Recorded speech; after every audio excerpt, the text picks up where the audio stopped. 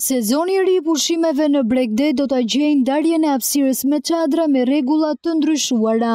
Sipas vendimit tashmë të hyrë në fuqi, në çdo 1000 metra vijë lineare, 300 do të jenë publike dhe vetëm pjesa tjetër do të mund të menaxhohet me shezlonga apo aktivitete të tjera nga privat. Për këta të fundit, për të mos lejuar spekullime në çmime është saktësuar se duhet të afishojë në vend të dukshëm listën e çmimeve.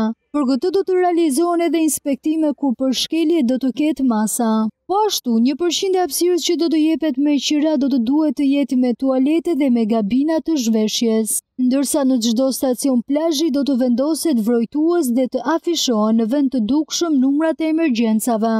Për të mos lejuar që çadrat të vendosen deri në vijën ndarëse me ujin, personat apo kompanitë që do të marrin në përdorim zonën bregdetare, do të duhet që në vijën e parë të çadrave të kenë së paku 2.5 ose 3 metra larg vijës bregdetare në mënyrë që hapësira të jenë në shërbim të publikut. Po ashtu nuk do të lejohet ndarja me barjera apo mjete të tjera të parcelave të çadrave që ju jepen personave të ndryshëm. Në çdo rast ndalohet qarkullimi ambulantëve me styre dhe do të duhet vendosja e koshave për hedhjen e mbeturinave dhe masave të tjera për ruajtjen e higjienës. Megjithatë, brenda datës 15 maj do të mbyllet lidhja e kontratave përmes aplikimeve në e-Albania dhe pushteti vendor ndërkaq duhet të përcaktojë çmimet e qirave por edhe parcelave që do t'ju jepen privatëve në administrim.